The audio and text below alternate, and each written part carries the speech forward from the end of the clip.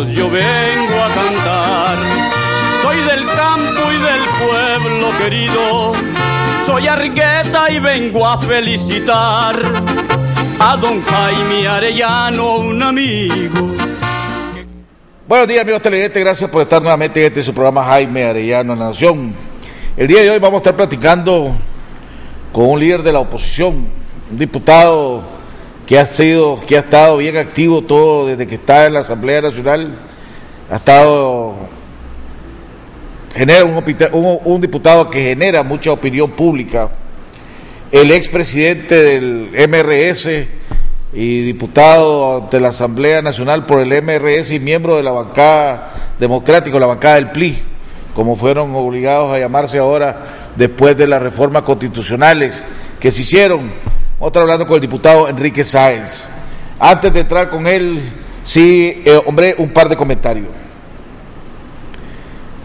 Yo he venido diciendo desde hace varios meses que uno de los temas más controversiales y más peligrosos que va a enfrentar Nicaragua desde los años 80 es el tema de la expropiación que se le autorizó a la empresa china HKND,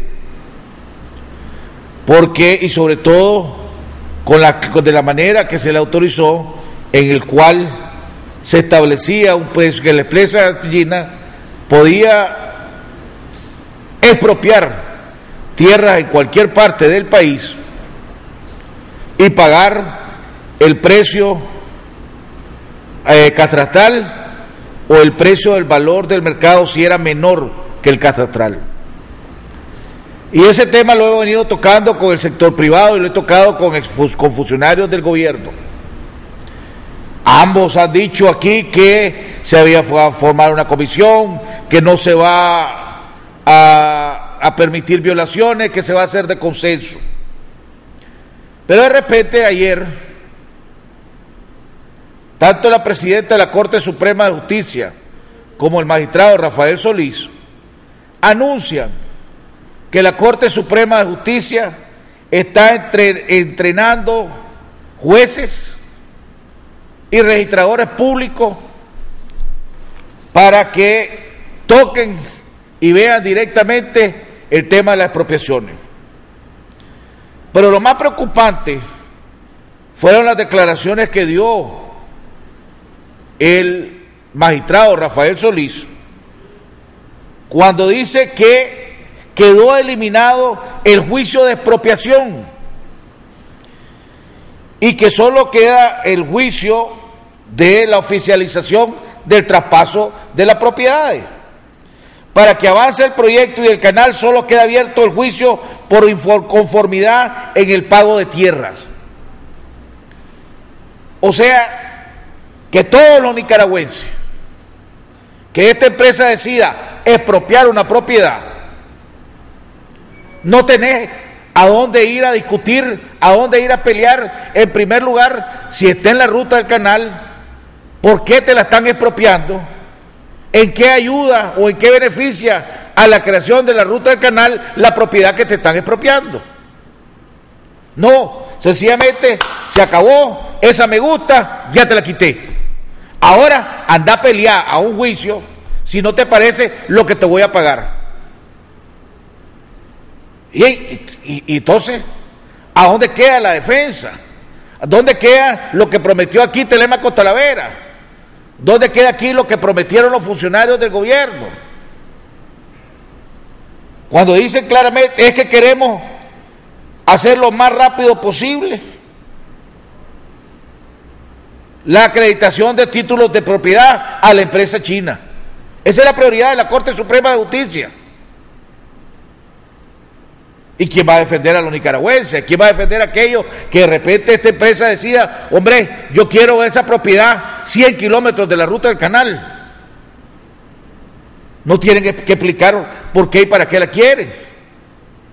Cuando aquí habían anunciado, y en diferentes medios, que iban a hacerlo de una manera consensuada y que la comisión iba a aprobar esa tierra.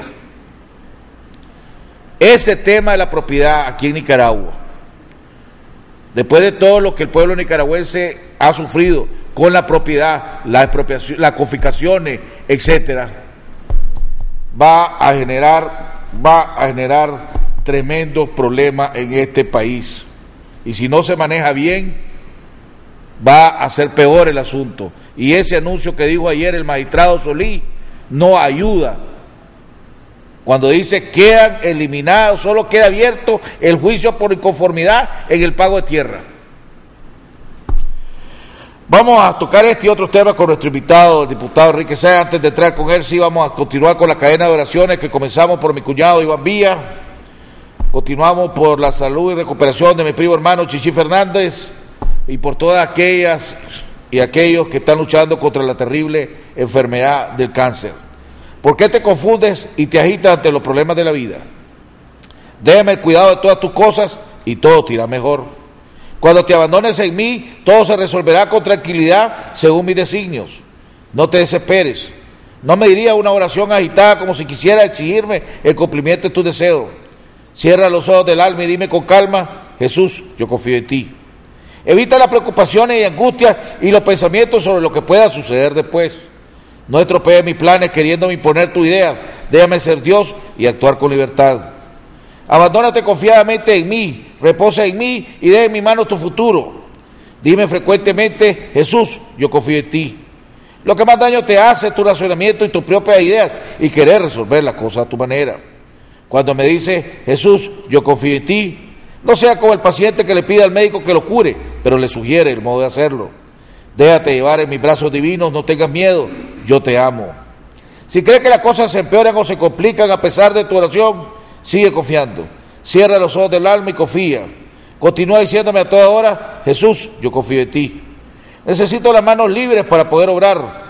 No me ates con tus preocupaciones inútiles. Satanás quiere eso: agitarte, angustiarte, quitarte la paz. Confía solo en mí todas tus angustias y duerme tranquilamente.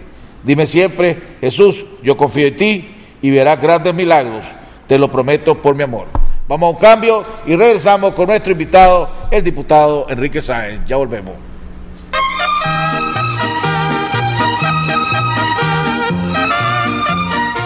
Para llegar alto, algunas personas eligen subir en globos aerostáticos. Otras prefieren los aviones. Pero quienes de verdad quieren llegar alto, buscan los cohetes espaciales. Y suben mucho más. Despega tú también con la cuenta de ahorro Suprema BDF y recibe hasta un 3% de interés anual por tus ahorros. Abrí hoy mismo tu cuenta de ahorro Suprema y llega tan alto como vos querrás. BDF, simplifícate. Aplican restricciones.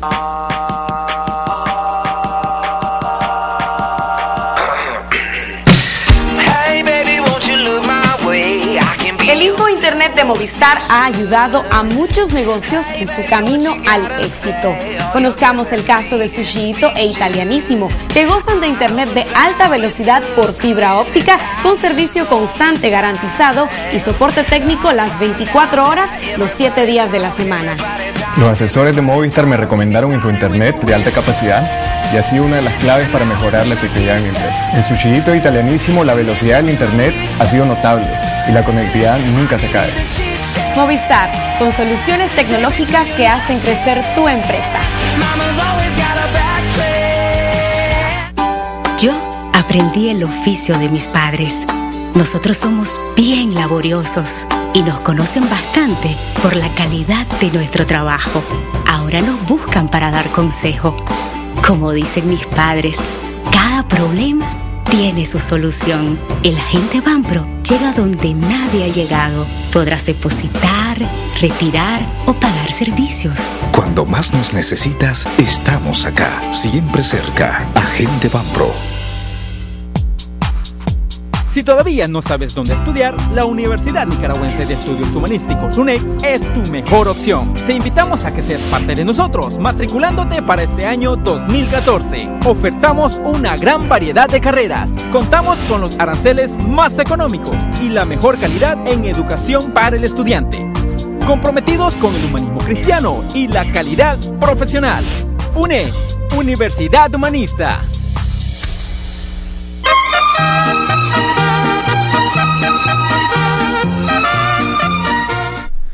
Bueno, amigos televidentes, estamos de regreso ya en la segunda parte de nuestro programa. Está con nosotros nuestro invitado, el diputado Enrique Sáenz, miembro, expresidente del MRS y miembro de la bancada PLIN.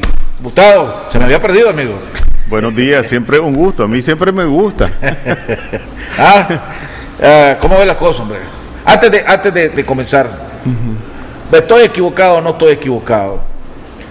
Cuando se está manejando mal el tema de la propiedad aquí en Nicaragua, y ahora pareciera que, no estoy bien claro, pero pareciera que ahora la Corte Suprema de Justicia es la que se va a encargar de todos los procesos de las expropiaciones, y como anunció el magistrado Rafael Solís el día de ayer, ya no queda contradiciendo totalmente o desmintiendo lo que han dicho funcionarios del gobierno, que la propiedad va a ser expropiada de común acuerdo, de consenso, que nadie va a hacer para papá. Aquí dice ayer el magistrado Solís, ya no queda abierto, no queda ninguna instancia para reclamar más que el pago. Si aquí la empresa decide, Enrique Sáenz tiene una finca allá por Matagalpa, y la empresa esa decide poner una bodega en tu finca en Matagalpa, largo de la zona, ¿verdad? Ellos la confiscan, y lo único que puedes cacarear vos es ir a ver si te van a pagar un precio adecuado que vos aceptés, pues. Eso es lo único que le queda aquí a los nicas. Sí, mira, yo recuerdo que vos fuiste tal vez una de las primeras personas que empezó a machacar sobre este tema de la propiedad y los riesgos que implicaba desde que empezó a discutirse la iniciativa de ley.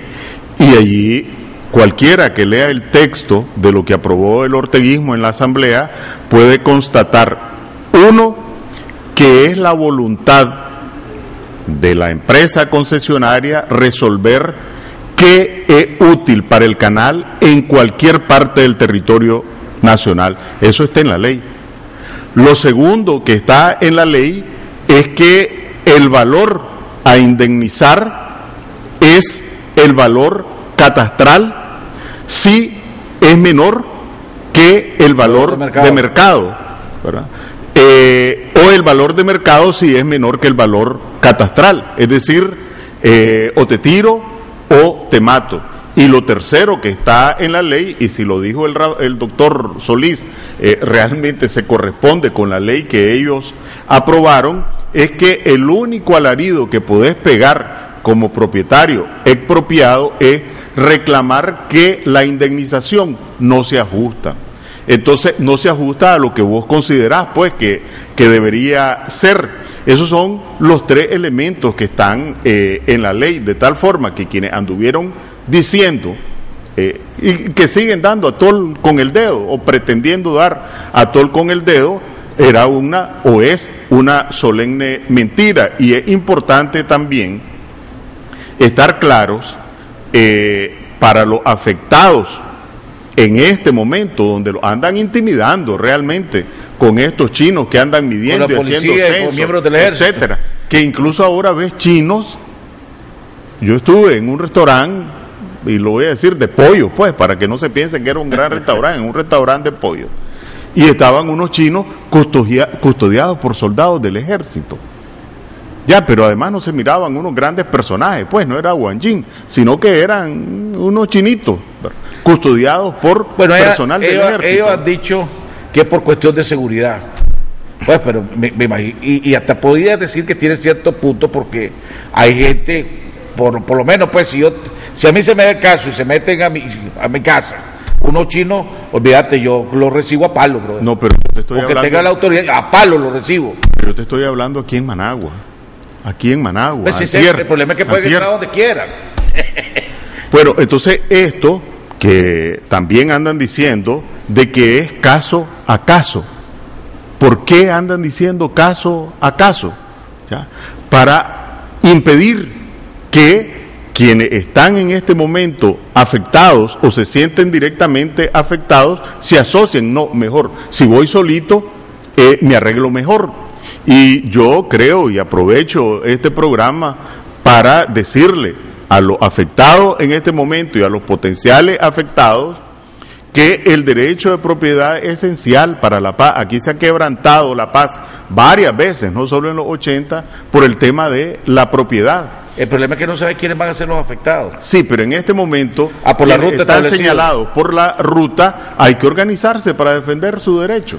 Hay que organizarse para evitar tener que hacer que hayan posteriormente escenas o escenarios que nadie quiere de violencia, ¿verdad? Para presionar a este gobierno. Yo creía que el gobierno iba a designar a Hernán Estrada y a la Procuraduría de Justicia para encargarse de ese trámite, porque tiene más experiencia de lidiar con las propiedades, por las negociaciones que tienen, por el waiver y toda chuchada, tienen mucho más experiencia y tal vez más tacto. Pero aquí que un juez que te llegue a expropiar, ¿qué tacto va a tener el juez? Llega el juez, el ejército del chino, papá, te fuiste, dame el título, boom, anda para allá a la caja a negociar si lo que va a recibir es bueno o no. Eso es todo. Eso es todo. Eso es lo que nos viene. Eso es todo. Pero déjame hacerte una pregunta que no estoy bien claro. En esta concesión que aprobaron en la Asamblea Nacional, la bancada del frente, la aclaración, ¿le da el poder de expropiar también negocios? ¿O es solo propiedades? Lo que ocurre es que dice allí con las inversiones. Es decir, una propiedad no solo es la tierra física, el suelo. Una propiedad es la tierra y lo que está sobre la tierra. Entonces, allí es la propiedad no es el suelo, dice las propiedades.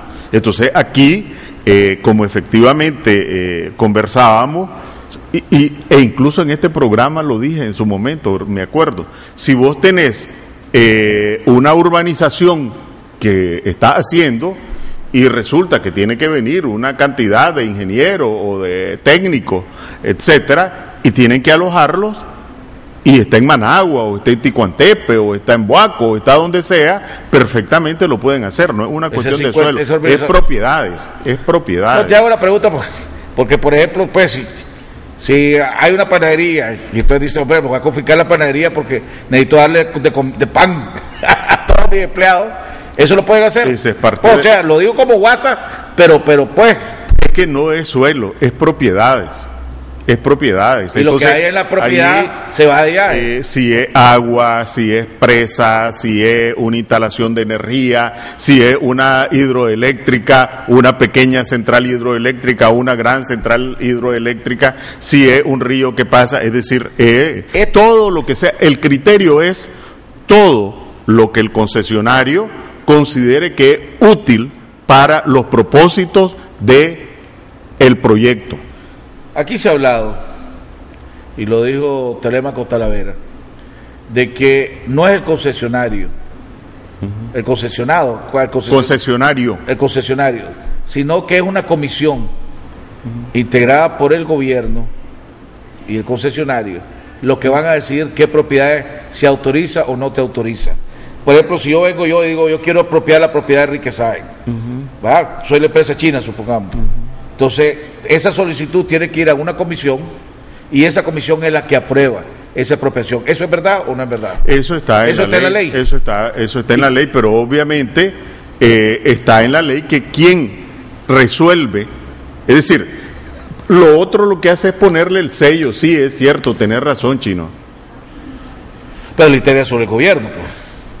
Esa comisión. Hay una comisión, no, es la comisión del canal. Sí. Pues entonces, a donde quiero llegar es la siguiente, que tiene que pasar esa comisión, lo que hace que el único responsable o el mayor responsable de la expropiación aquí va a ser el gobierno, no son los chinos, pues. Por supuesto, los chinos. Porque el chino solicita y si el gobierno lo aprueba, te fuiste pan y vino. Así es. Entonces, otra palabra, es el gobierno. Sí, así es. Eso es correcto. Así es. Vos que te gusta estudiar números y hablamos de inversión y de todos lados. Si yo soy inversionista y estoy invirtiendo en Nicaragua y tengo esta enorme duda de que si mi inversión puede ser expropiada en cualquier momento, hombre, yo no invierto, yo congelo todo hasta que me aclaren. Mira, hay cosas que vos tirás al aire y no sabes si te van a regresar por detrás, por un lado, o por delante. Y también tengo que reconocer que por donde venís es por un punto donde también ha estado insistiendo y es correcto. Las teorías económicas, incluso las más recientes, relativamente recientes, hablan de las expectativas racionales. Aunque, pues, no vamos a discutir de eso, los agentes económicos están viendo el entorno para tomar sus decisiones como consumidor o como productor en función de qué decisión le genera más beneficio o menos perjuicio, ¿verdad? Porque tiene unos niveles de información, porque tiene unas capacidades para tomar decisiones. Y si vos tenés $10,000 o $1,000,000 o 10 millones de dólares, y vámonos por el lado positivo, ves o pensás que va a haber canal y crees todo lo que te están diciendo, que va a haber tanta generación de empleo, tanta construcción, etcétera, ¿para qué va a ir a hacer la urbanización en El Viejo o en Chichigalpa? ¿Ya? Estos 10 millones de dólares yo los guardo para invertir en la represa que se va a hacer, que allí va a haber dinero, va a ser por tanto tiempo, etcétera. Entonces no lo invierto. O si vos vas a invertir en cacao, como se decía, porque se promovía la producción de cacao en la RAAS, etcétera, etcétera, entonces no, porque voy a invertir en cacao ahorita, ¿verdad? A pesar que los precios están de determinada manera, a pesar que ya había trabajado en los estudios de mercado, ¿por qué voy a invertir? No, me detengo. Y precisamente yo le estaba dando vuelta a esta cifra de por qué, a pesar de el conjunto de leyes que se han aprobado para promover la inversión privada, porque la inversión privada ha venido declinando año con año, ¿verdad? Si hay una estabilidad macroeconómica, si hay una seguridad ciudadana, como dicen, y si hay un conjunto de leyes que protegen, porque la inversión privada, en lugar de subir, ha venido bajando. Y entonces una de las hipótesis que yo tengo es que y es que los agentes económicos en un ambiente de incertidumbre o esperan a que la incertidumbre se despeje para mejorar la rentabilidad de su inversión, o esperan a que la incertidumbre se despeje para tutelar y proteger su capital. Entonces ese es un boomerang que tiene esta campaña del gobierno y que creo que no están totalmente claros del impacto que está teniendo. Después de que anunciaron la gran famosa ruta y anunciaron los otros 5 proyectos, y vos ves que están hablando de un proyecto turístico con 1.400 habitaciones, 3 campos de golf, a 20 kilómetros de la ruta o a 30 kilómetros del canal. Quiere decir que ya a 30 kilómetros alrededor de la ruta del canal, estos pueden expropiar. Porque si los chinos anunciaron, es porque ya el gobierno le dijo, está bien, pues, si la querés así te la voy a dar, si no, no lo anunciás. Sí, pero hay que tomar... Entonces, todos esos proyectos turísticos de esa área, que voy a estar desarrollando yo, para que me lo vengas a quitar. Sí, pero vos estás hablando solo de la zanja, ¿verdad?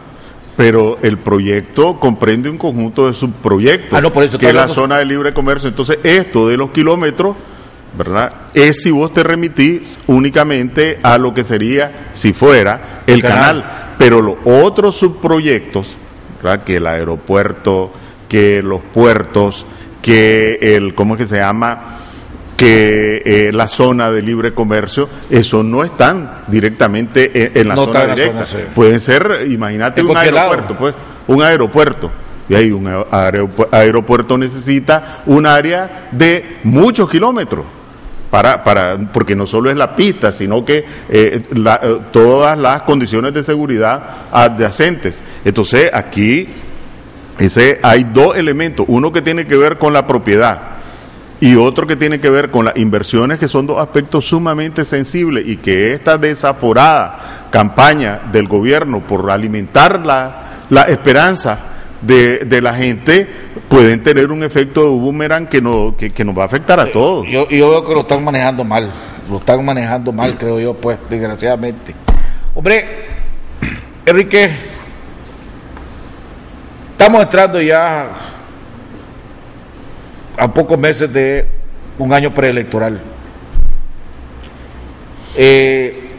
Si creemos en la en las estadísticas, en la encuesta, el Frente Sandinista está bien, está sólido, pongámosle pues. Y la oposición, vimos al COSEP en su aniversario, al presidente del COSEP, entre anunciar los 5 pilares, y uno de los el primer pilar que anunció o que dijo que era la institucionalidad, y cuando tocó el tema de que ellos iban a seguir, que era para el gobierno, para el país era importante que el gobierno le devolviera credibilidad a los procesos electorales, exigió una reforma a la ley electoral, un instituto de cedulación, y que hubiera jueces creíbles, con credibilidad. Ya fue el momento que más ovacionaron todos los que estaban reunidos ahí en el salón. Vemos a la iglesia que está tocando el mismo tema, pero no veo ninguna actividad, pongámosle, fuera de la que ustedes hacen, los parlamentarios de la oposición que están en la Asamblea Nacional, oír nada de la oposición. ¿Cuál es la historia y la realidad, hombre? Mira, yo, aunque irrite lo que voy a decir, yo creo que estamos atrasados, ¿verdad? Yo creo que no hemos hecho, creo yo, ¿verdad? Esta es mi opinión personal, una lectura correcta de la realidad. ¿En qué sentido? Primero, en que Ortega ha construido todo este andamiaje, reformas a la Constitución, reforma a la ley del Ejército, reforma a la ley de la policía, designación de todos los titulares de los cargos públicos, no para ahogarse en la orilla. Sí.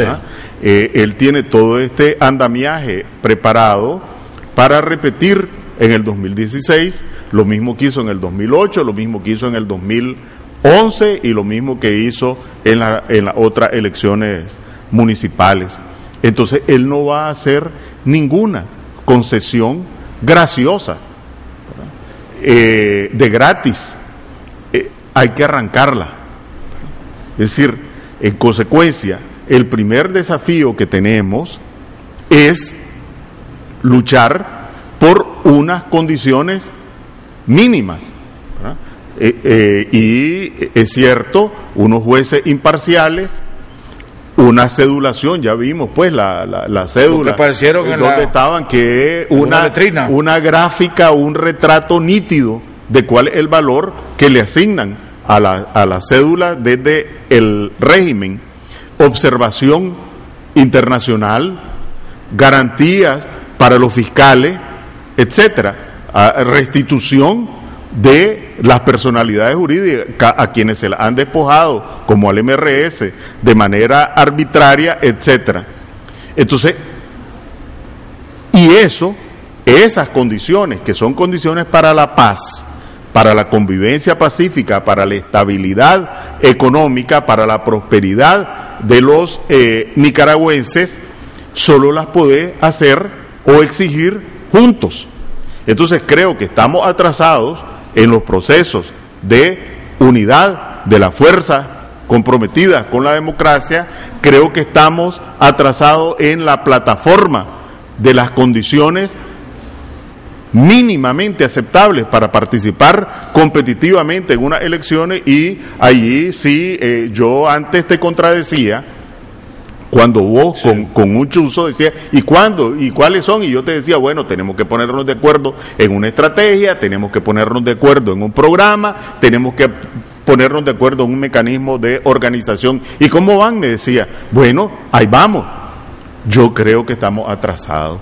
Creo que es una gran responsabilidad con el pueblo de Nicaragua desbrozar cualquier dificultad, acelerar el paso, porque ninguna de estas condiciones va a caer del cielo, y después nos vamos a encontrar en la discusión caníbal Ya, que si participás, que si no participás, en las condiciones del régimen, que si participás, sos cómplice, que si no participás, entonces sos un irresponsable. Y otra vez la matancina entre nosotros, además de los que decidan participar, quiénes son los candidatos.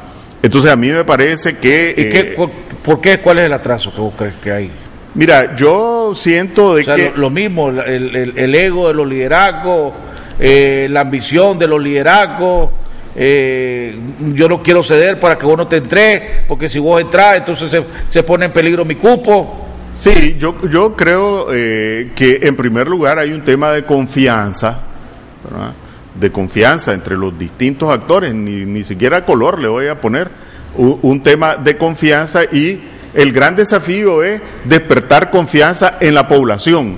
Pero ¿cómo va a despertar confianza en la población si no son capaz de concederte confianza entre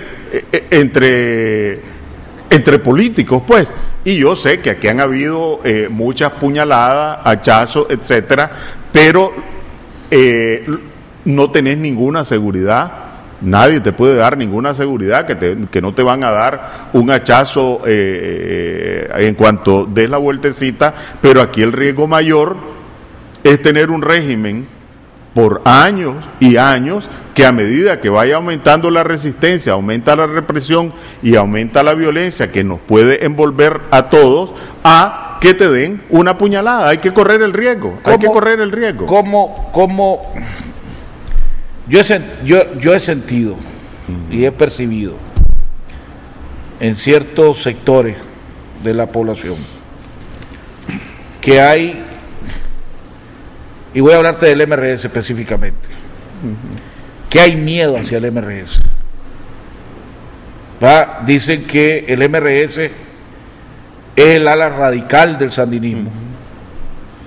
Y la vez pasada, platicando en una reunión social, nada de política, ni una reunión social, empezamos a hablar de política. Pues ya el último tema de conversación fue la política, para serte sincero.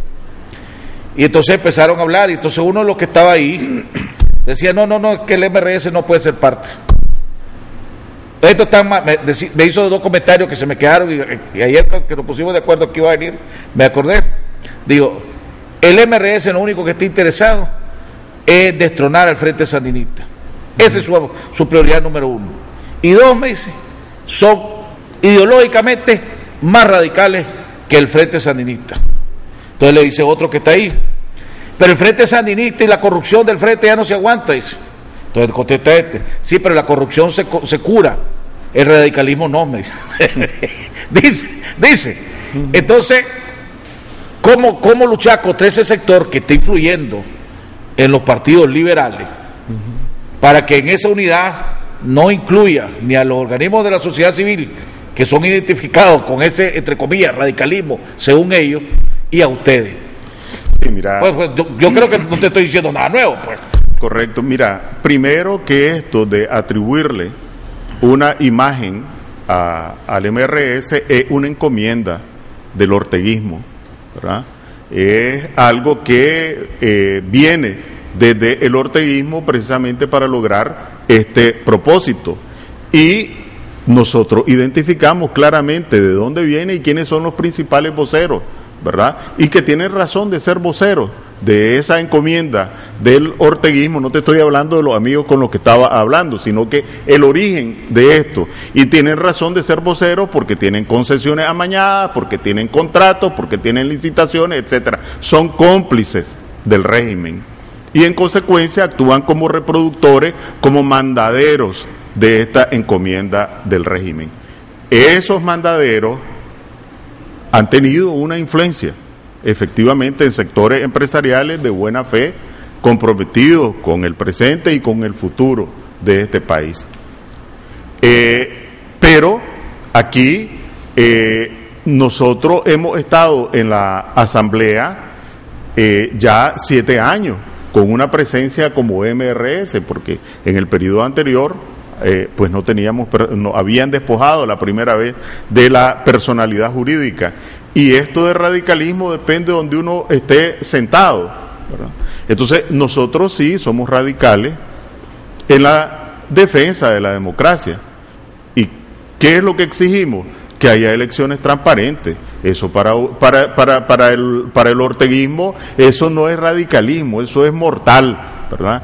Y para quienes están acomodados con el régimen puede ser radicalismo. ¿Qué es lo que exigimos?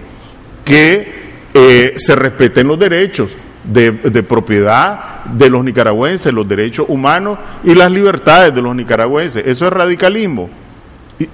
Y además hemos sido coherentes en la defensa. Ustedes no están contra el libre mercado. Entonces, ustedes no están contra el sector empresarial. Todo, o sea, pues te pregunto. Todo lo contrario. Nosotros defendemos no es el libre mercado neoliberal a ultranza, el capitalismo salvaje que ha fracasado y que ha sido denunciado por todos lados. Pero, por ejemplo, nosotros defendemos que haya una educación de calidad para que los agentes, los trabajadores tengan oportunidad de mejorar la productividad, mejorar su remuneración. ¿Qué defendemos? Que los productores, en este caso los productores agropecuarios, los productores de café, reciban crédito en condiciones apropiadas para mejorar sus inversiones y mejorar su rentabilidad. Déjame hacerte una pregunta. Aquí en Nicaragua, dame un ejemplo de un capitalismo salvaje aquí en Nicaragua y dame un ejemplo de un capitalismo aceptable para ustedes. Bueno, lo que pasa es que también aquí, ya te voy a responder, se ha vendido como libre mercado lo que son monopolios y oligopolios, que son la negación del libre mercado. Entonces, aquí el Consejo Monetario Centroamericano, que es una institución pública, ¿verdad?, de entidades financieras públicas, en su informe del 2013, ¿qué es lo que dice? Que los bancos en Nicaragua tuvieron una rentabilidad en el 2013 5 veces mayor que en Costa Rica y casi 3 veces mayor que en Panamá, que son economías mucho más potentes que las economías de Nicaragua y una banca mucho más desarrollada. El quíntuple fue la rentabilidad de los bancos en Nicaragua con relación a Costa Rica, y con una de las plazas financieras más importantes de América Latina, casi 3 veces más, ¿verdad? Pero además, esa rentabilidad ha venido creciendo. ¿Y sabes cuál fue la rentabilidad en el 2013? 24.8%, 25%. ¿Y sabes cuál fue en Costa Rica? Bueno, 6.2%. Entonces, esos márgenes de rentabilidad, vos me podés decir, bueno, es que son más eficientes que en Panamá, más eficientes que en Costa Rica. ¿Y a qué se debe que según vos? Entonces, una de las causas son los márgenes de intermediación. El margen de intermediación, que es la diferencia entre lo que te pagan a vos como ahorrante y lo que te cobran como prestatario, de acuerdo al informe del Consejo Monetario Centroamericano, fue casi 11% la diferencia, 10.7%. ¿Cuánto fue el promedio en los otros países de Centroamérica? 7.4%. Entonces usted supongamos si usted llega al poder, pongámoslo, vos impulsaría que un control del porcentaje que tengan los bancos entre la plata que te presten y la plata y lo que te paga vos como ahorrante, me imagino que eso es lo que está hablando, y la plata que te cobran por prestarte. Eso es lo que no te puedo decir en este momento. Solo vos me hiciste una pregunta de un ejemplo y yo te estoy dando un ejemplo con cifras oficiales. Allí lo que hay es un oligopolio de 3 bancos que controlan más del 80% del mercado y que es la negación del libre mercado, ¿verdad? Y que ellos te imponen el precio. Te voy a poner otro ejemplo, ¿verdad? Bueno, te voy a poner... Sí. Bueno, en realidad solo hay 2 bancos, 3 bancos nacionales y 3 bancos extranjeros. Ese otro elemento de que una parte de estos bancos son bancos internacionales, ni siquiera es capital nacional. Sí. Y entonces este dinero lo único que hace es porque el banco es colombiano, así el Citi es americano. ¿Cuál es? Procrédito. El BDF es nacional. No, tiene una buena parte que no es nacional. Aquí solo el Banpro y la FICE son los que son predominantemente de capital nacional. Entonces, yo lo que te estoy planteando es el problema. Seguramente hay distintos mecanismos, incluso un mecanismo, por ejemplo, es alimentar la competencia. Si vos tuvieras un banco Produzcamos dando crédito al campo, ágil, eficiente, etcétera, etcétera, vos obligás, inducís, incentivás a los otros a que tengan que competir por las tasas de interés. Lo que te quiero decir es que no es necesario que vengas con una ley a regular el caso de los frijoles, por ejemplo. Pero ahí te diría, por ejemplo, te dirían, eso es parte del libre mercado, te dice, porque no son, ahí está hablando, pongámosle 5 bancos. Los 5 bancos tienen diferentes dueños. No es que se pongan de acuerdo los bancos, porque los bancos están compitiendo a dónde coloca más plata y quién le da más plata. Entonces aquí hay una competencia entre los bancos X y el banco Y. Yo te voy a pagar el 5%, el 6% en tus cuentas de ahorro, en tu certificado o algo así, y te voy a prestar al 9 o al 10% para papá. O sea, ese es el libre mercado, esa es la competencia del libre mercado. Te podrías decir uno, que es el que rige, por ejemplo, el sistema financiero. Sí. O tiene concesiones gubernamentales que no deberían tener, según vos. No, esa es parte de la ignorancia, ¿verdad? De alguna gente, o peor aún, que lo saben y se aprueban de la ignorancia de la otra gente. Cualquiera que haya estudiado economía y haya conocido un texto de Samuelson, pues, de introducción o de principios de economía, aparece en los primeros capítulos cuáles son las características del libre mercado. Y una de las distorsiones del libre mercado, una de las aberraciones del libre mercado, son los monopolios y los oligopolios, porque exactamente desvirtúan las ventajas del libre mercado, que es la competencia. Una cantidad de productores, una cantidad de consumidores que compiten. Si vos tenés 2 o 3 que controlan el mercado, ellos fácilmente se ponen de acuerdo en cuáles son los márgenes y compiten dentro de esos márgenes. Si no, ¿qué explicación le das a que los márgenes de intermediación en Nicaragua sean los mayores de Centroamérica? ¿Qué explicación le das? ¿Libre mercado? No, eso no es libre mercado. Eso es control oligopólico del mercado financiero. ¿Por qué no ocurre en Panamá? ¿Por qué no ocurre en Costa Rica? Por ejemplo. No sé, te pregunto, pues aquí a lo mejor hay más riesgo. Bueno, es más riesgo colocar la plata. Ajá, y entonces quiere decir... Pues, entonces, yo sí soy ignorante en ese punto. Bueno, entonces, ¿qué quiere decir? ¿Ya? ¿Qué quiere decir? Que alguien está mintiendo, ¿verdad? Porque cuando hablas de que hay más riesgo, entonces quiere decir que la estabilidad macroeconómica no es tal. Entonces, el manejo del sistema financiero actual aquí, vos lo catalogás como un capital salvaje, pues. Oligopólico, que extrae rentabilidades no del libre mercado y la competencia, sino que del control monopólico del mercado. Y eso afecta la productividad, eso afecta la competitividad, porque tus márgenes realmente reducen los márgenes de lo que producen. ¿Cómo lo evitas? ¿Creando un banco nacional que le haga competencia? Yo te decía que hay distintos mecanismos, incluso para no, aunque es un poquito largo, en la época de Somoza, desde el Banco Central, y allí no puedes decir que eran radicales, estatistas, marxistas, etcétera.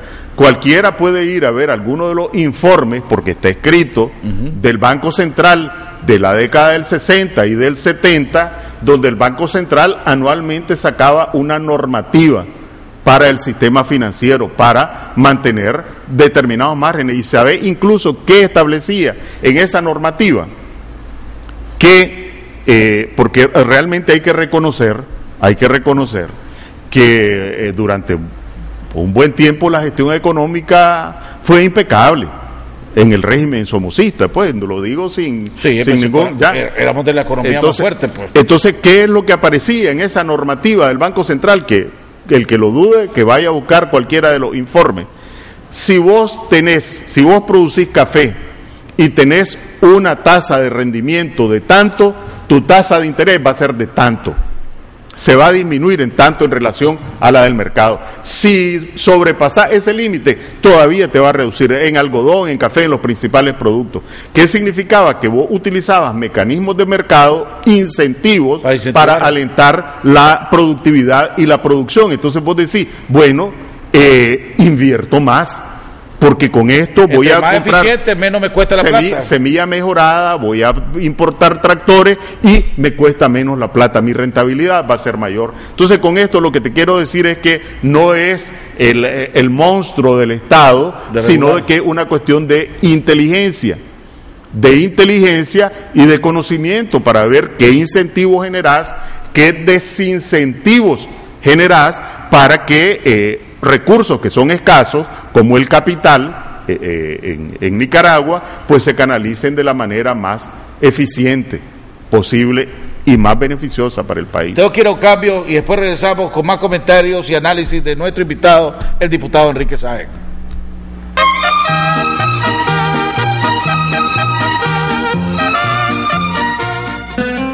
Agroalfa, enriquecemos tus cultivos, venta de agroquímicos, fertilizantes, equipos y veterinaria. Visítanos en nuestras 9 sucursales: Chinandega, León, Huigalpa, Sébaco, Estelí, Jinotega, Matagalpa, Malacatoya, Casa Matriz en Managua, Semáforos Guanacaste 150 metros al sur, Edificio Agroalfa. Teléfonos 2341-2165, 2266-0188. Para más y más cosechar, solo productos Agroalfa debes aplicar. Agroalfa, enriquecemos tus cultivos. Todos sus servicios corporativos con un solo proveedor. Claro. Potencialice los recursos de telecomunicaciones de su empresa con las soluciones que brinda Claro Corporativo. Móvil Corporativo. Planes móviles a la medida de su empresa con las mejores tarifas del mercado. E1 Telefónico. Maneje con eficiencia un alto volumen de llamadas, gestionando hasta 30 llamadas de forma simultánea. Internet corporativo. Navegue ilimitadamente a máxima velocidad con la seguridad y eficiencia que le brinda la red más estable y confiable del país. Datos corporativos. Transmisión de datos privada y permanente con cobertura nacional e internacional y tecnología de punta. Optimice su empresa con Claro Corporativo.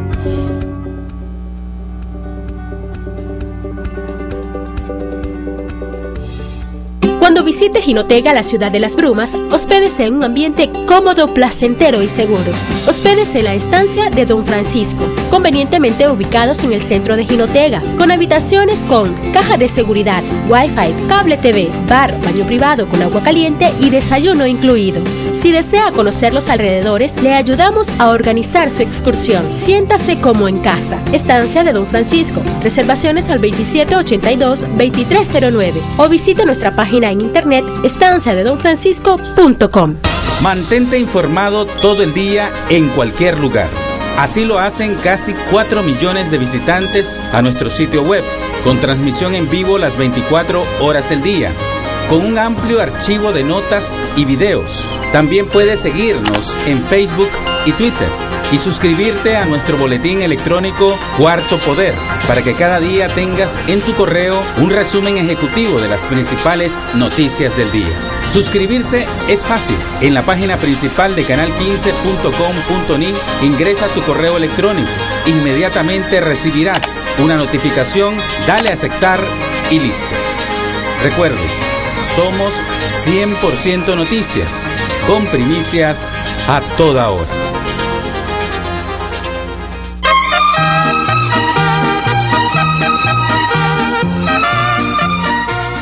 Bueno, amigos televidentes, estamos de regreso en la recta final de nuestro programa. Ya estaba chequeando ahorita los correos y los mensajes, y hay de un banquero que yo sé que amigo que es banquero, pero no voy a decirte el nombre. Dice lo siguiente: no es cierto ese dato de rentabilidad te lo aseguro, dice. Tampoco es cierto ese margen de intermediación. Bueno, yo lo que invito... Y hay otro, perdón, que ahí no me voy, hay otro que dice, cuando en los tiempos de Somoza de Baile hubo un programa de apoyo a los productores que se llamó Invierno, que es más o menos lo que vos estabas diciendo del incentivo y todo lo demás. Bueno, en realidad yo me cuido muchísimo de que cada afirmación que hago sea sustentada en cifras, y jamás digo yo lo calculé, yo estimé, y además utilizo cifras oficiales, ni siquiera puedo decir fue Jaime el que me dio esa cifra. Entonces, a quienes no crean, yo los invito que entren al sitio que se llama Consejo Monetario Centroamericano, entren al informe financiero del 2013, vean la tabla número 18 y el gráfico número 21, y allí dice que es con las fuentes de las superintendencias de bancos de Centroamérica, y en la tabla 18 aparecen las tasas de rentabilidad, y en la gráfica 21 aparecen los márgenes de intermediación. Si las superintendencias de banco mienten, y si el Consejo Monetario Centroamericano miente, pues no soy yo, ¿verdad? Pero eso lo pueden comprobar. Volviendo al tema de la oposición, Enrique. Usted admitiste desde tu punto de vista, y me imagino que se lo has expresado porque vos no te quedas callado, a los otros líderes de los otros movimientos y partidos políticos, ¿cuál es la receptibilidad? Porque ahora vemos que los liberales, el proceso de unidad está estancado y ya se están peleando porque uno quiere que sea de arriba para abajo, lo otro que sea de abajo para arriba, y la verdad de la cosa es que entre más tiempo pasa, la gente, es como que la gente asume que el triunfo del Frente Sandinista en las próximas elecciones va a ser más fácil, pongámosle de esa manera, que la situación de la oposición es tan mala que ni siquiera competitivos van a poder ser en el 2016, independientemente si hay reglas claras o no reglas claras. Pues si no hay reglas claras, menos todavía. Pero supongamos que hay reglas claras y un proceso electoral transparente, ustedes no van a ser lo suficientemente competitivos. Mira, o sea que el Frente está haciendo mejor las cosas, aún con los errores, que lo que ustedes están haciendo. Mira, yo creo que ese riesgo existe. Ese riesgo existe, y cuando te decía en términos de la confianza de la gente tiene que ver con tres cosas. Uno, confiar que su voto va a valer, sí, y en consecuencia eso tiene que ver con condiciones electorales, ¿verdad? ¿Para qué voy a desperdiciar mi voto? El abstencionismo puede ser un cuchillo en manos de el orteguismo. Lo segundo por eso es que yo soy de la opinión, perdóname que te interrumpa, yo sé que tengo esa maña jodida. Yo soy de la opinión que si no hay un proceso electoral transparente, la oposición no debe presentarse. Bueno, porque el peor enemigo va a ser eso, el abstencionismo. Bueno, la segunda barrera de confianza es decirle a la gente que sí, nosotros tenemos capacidad de competir porque vamos unidos, porque tenemos buenos candidatos, porque tenemos buen programa, etcétera. Que es exactamente la tercera, que nosotros vamos a hacer las cosas mejor. ¿Y qué significa hacerlas mejor? Mira, aquí tengo la encuesta de MIR, lo voy a decir con su nombre, ¿verdad? Okay. Porque solo se dice una parte, te la puedo dejar aquí para que la veas. ¿Qué es lo que dice la encuesta MIR cuando les preguntan cuáles son, bueno, esto de los principales problemas ya lo hemos... El carestía de la vida. Sí. Ya lo hemos hablado. Yo la tengo, la carestía de la vida es lo principal. Sí, pero... el alto costo de la vida, el desempleo y la lucha contra la pobreza son los tres temas. Pero lo que quiero decir es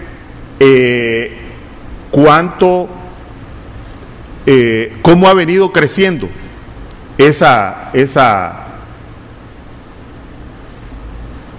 tendencia. Es decir, que no es que está estancada, que no es que ha bajado, sino que ha venido subiendo. Por ejemplo, la pregunta, ¿cuál es la expectativa de la familia en relación a un año, que si va a estar dentro de un año, igual o después de la campaña con el canal, etcétera, etcétera. Hace 6 meses era 65%. En junio era 60% entre lo que considera mejor, sí, ¿verdad? Y entonces, a pesar de la campaña, los que piensan que van a estar mejor se desplomó en 5%. Los que piensan que van a estar igual aumentó en 1%. Y los que piensan que van a estar peor aumentaron en casi el 3%. En 3 meses. En 3 meses. Si lo consideramos en más tiempo, pues cómo está la situación económica con relación a hace un año. Eso cambia radicalmente. Entonces, en septiembre del año pasado a junio de este año, los que consideran que estaban mejor se ha desplomado en casi 20%, sí, casi 20%. En menos de un año, con todo y la campaña, los que consideran que estaban mejor, hace un desplome de 20%, que el año pasado estaba mejor, que ahora, perdóname, es una cifra dramática. Se mantienen y lo peor se sube. Los que dicen igual, pasó de 37 a 45, 8%, es decir, aquí nada va a cambiar. Y los peor crecieron en 12%. Entonces, mientras nosotros estamos aletargados, la condición de la vida de la gente está deteriorándose. Y nuestra obligación es ofrecerle una respuesta creíble. Entonces, si vos me pidieras, que ya me vas a pedir mis palabras finales, es a quienes tenemos mayor responsabilidad, con independencia de colores políticos, y que tenemos un compromiso con la democracia, aceleremos el paso. Aceleremos el paso, porque si no, me refiero en términos de unidad. ¿Qué recomendás vos para acelerar el paso? ¿Qué recomendás vos? Yo creo que hay que, en primer lugar, abrir espacios de comunicación sincera, construirnos una agenda seria y unos plazos para llegar a unos acuerdos. Porque si no aceleramos el paso, nos van a cortar los pies primero y después la cabeza. Déjame hacerte la pregunta, porque aquí hubo número falso o no número falso, la realidad aquí hubo una alianza, pongámosle, exitosa, hasta cierto punto, que fue la alianza PLI, pongámosle pues, que incluía varios partidos, movimientos, personalidades, etcétera. ¿Cuál es la situación de esa alianza PLI? Ya no existe. Solo quedó el recuerdo, ¿verdad? O solo está lo que está en la bancada, pero en la realidad no hay una interacción, no hay un intercambio de ideas, de opiniones, de estrategias entre los que fueron actores de la alianza PLI, o hasta eso hay que reconstruir nuevamente. Mira, por supuesto, en el camino se ha transformado.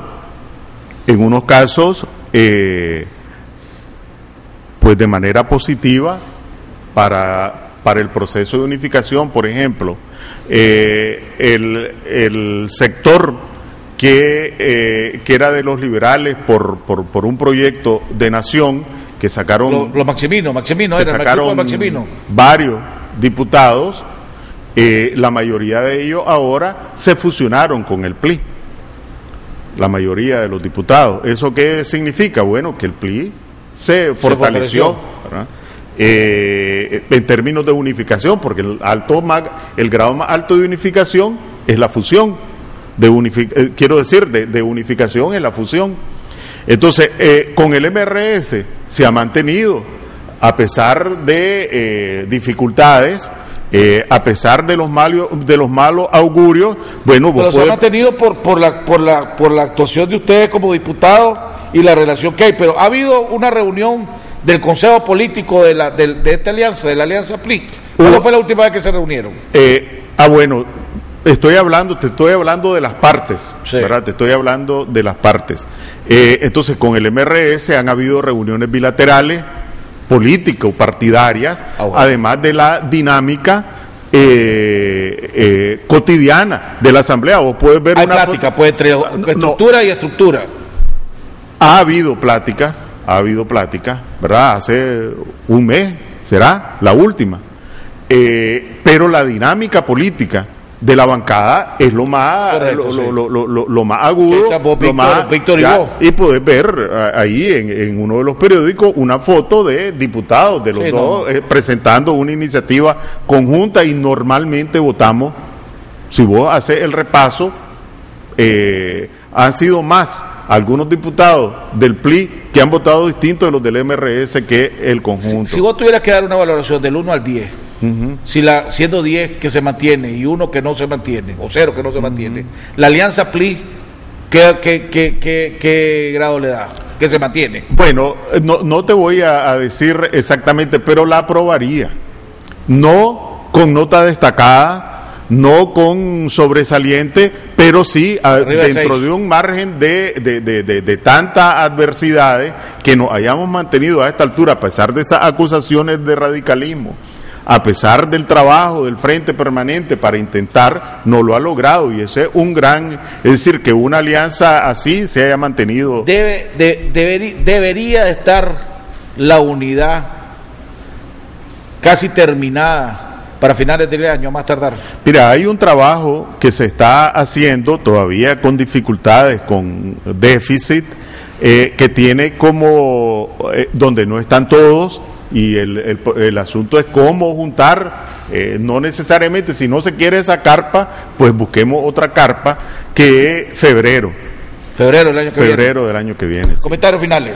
Bueno, por un lado, que nosotros como políticos, pues si nos metimos a esto, tenemos una responsabilidad. Tenemos, repito la palabra, responsabilidad, que ofrecerle una alternativa a la gente, que ya vemos que su condición de vida se deteriora día a día, y nuestra obligación para garantizar la paz, la estabilidad, la prosperidad en este país es acelerar el paso.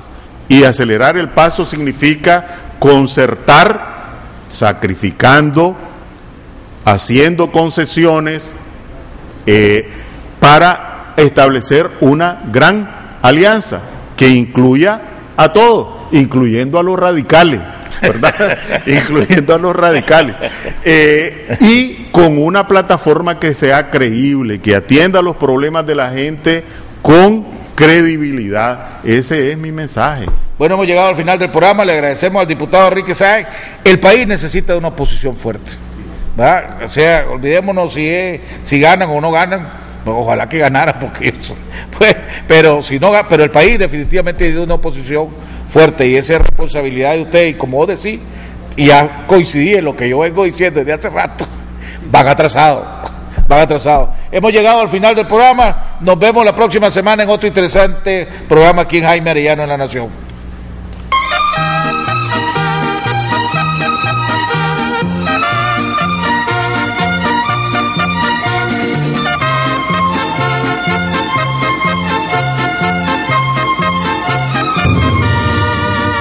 De muy lejos yo vengo a cantar, soy del campo y del pueblo querido, soy argueta y vengo a felicitar a don Jaime Arellano, un amigo